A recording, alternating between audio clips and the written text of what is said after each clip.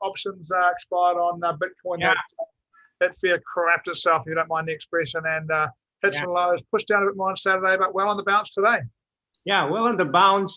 So let's see the market that everybody sees, which is Bitcoin. But let's see another market, which people do not see, which is more important than Bitcoin. Is the altcoin market, but it's another type of altcoin market. And I'll show you what's happening because the big boys are even here. But first, our favorite cryptocurrency, Bitcoin, again ranging.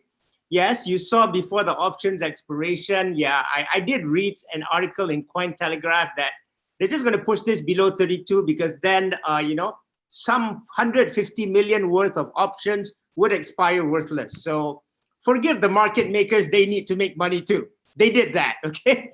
And once they did that, whoa, okay, we're on the bounce again. But if you look at this, it is tracing a very, very interesting pattern. Almost perfect. The Wyckoff accumulation. We basically went down here and now we're here again. That is quite interesting, but don't celebrate yet. I know people are saying, oh, then we're going to do this, then we're going to do this, again, we're going to do that. Yes, but you also have to put a date here on what will happen, because what happened on May 19th and last week, I can't even remember last week, that dip to below 29 may happen again. Let me show you. And then we'll see what's happening in another market that we don't see. Okay, this is very important. Look at all these fundamental things. This is good, actually, good and bad and good, or good and bad, depending on how you look at it. Bitcoin sell pressure, look. Grayscale is unlocking the biggest Bitcoin, 16,000 worth of Bitcoins on July 17th. Some people say July 17th, some people say July 19th. What caused last week's dip was another unlocking from Grayscale plus the miners selling. So remember, you're going to have this big event on the 17th or 19th, whenever it is. Just remember that date. Now, look at this. Elon Musk and Jack Dorsey agreed to discuss Bitcoin at the B Word event. That's good. This is going to be big. This is July 21st. So is it possible that we make a dip on 17th and 19th and come back up because of these two? Highly possible. That's why when you want to look at that Wyckoff thing, you always have to keep this into consideration. Okay, so I'm not going to talk about Ethereum because it's the same old thing. That is a mistake. Let's look at other things that people don't see. Last week, Andreessen Horowitz announced another crypto fund. This is 4 times bigger than their last crypto funds. It's 2.2 billion, by the way, and they're putting it in a lot of areas. One of the most interesting areas is actually DeFi. Aha! And what is DeFi all about? DeFi is also about staking to get rewards, free coins, interest, whatever you call them.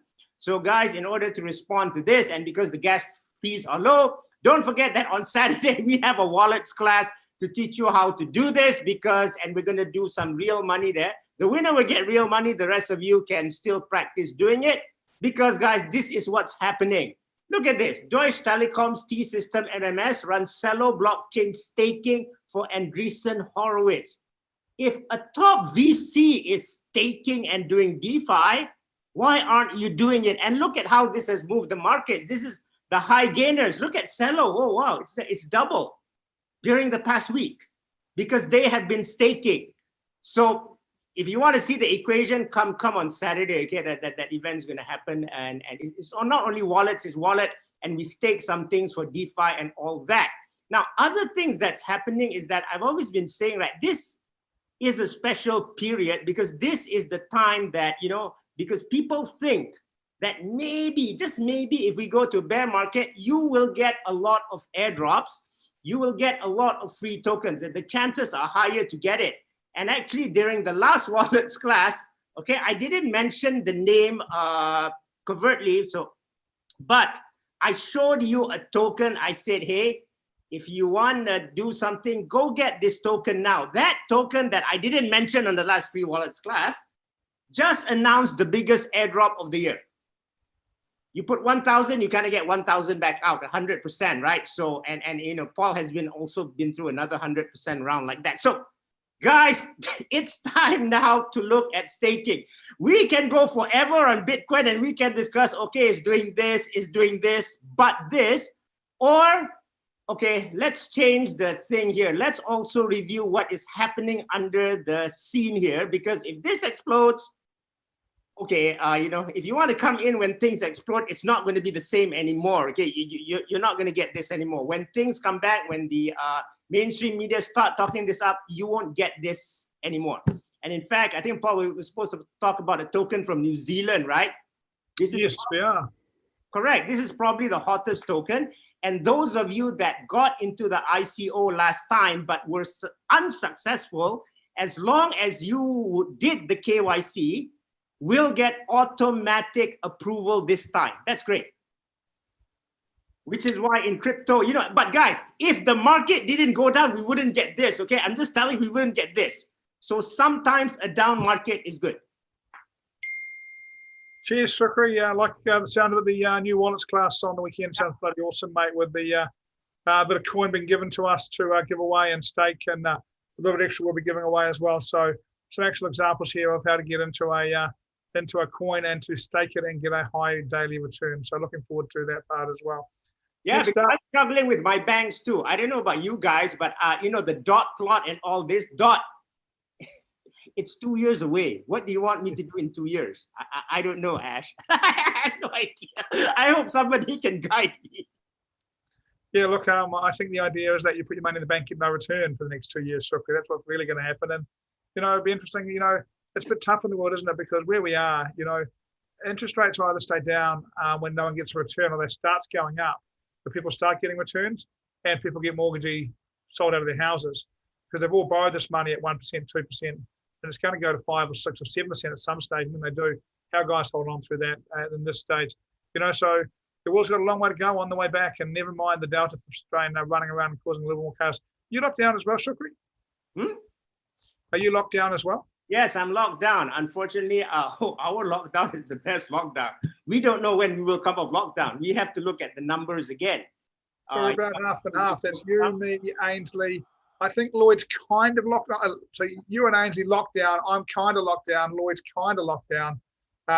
Ash and Julian out in the world. I think probably locked down. It's a interesting world we live in right now. Yeah, the good thing, Paul, about this, like in Malaysia, okay, it came out last week. I guess we were expecting that. This is for the people in the normal world, okay? There's an IPO mania. People are locked down. They don't know what to do. They have to make money. It's still the assets. Again, I don't know about this dot plot. Okay, I know, but I don't know where to put my money. It doesn't solve my problems. No, mate, it really doesn't. And at the end of the day, if they're saying that we're going to see some inflation come back, if we have a little bit of inflation come back and interest rates at next to nothing, that's going to be a time lag for the average person where our net wealth's all going to go backwards. It's hard to get your head around some of this stuff. And it's one of the things Julian said, we must, he'll be in the next couple of weeks doing his macro review, and must get a chance for people to ask him some questions, because he's very good at putting this stuff back into normal people's language and explaining this stuff really clearly. But we are in a situation where when you start looking forward, it's hard to find a pathway forward that's a really happy pathway for everybody. For that to happen, we probably need growth to drive some jobs, for interest rates to go up really slowly. You've still got guys, and with mortgages, they've got to have wage rises before they have mortgage rises. Otherwise, that's trouble for those guys, and there's a lot of them in the world. Anyway, we'll wait and see how it plays out in the meantime. Yeah, Paul, one good news for Malaysia. Right? A good news for Malaysia. We hope we get it tomorrow. They think it's a strong rumor, but they may give us the moratorium again. There you go. There you go. Cheers, Shukri. Thank you very much. Let's go to Ainslie and talk.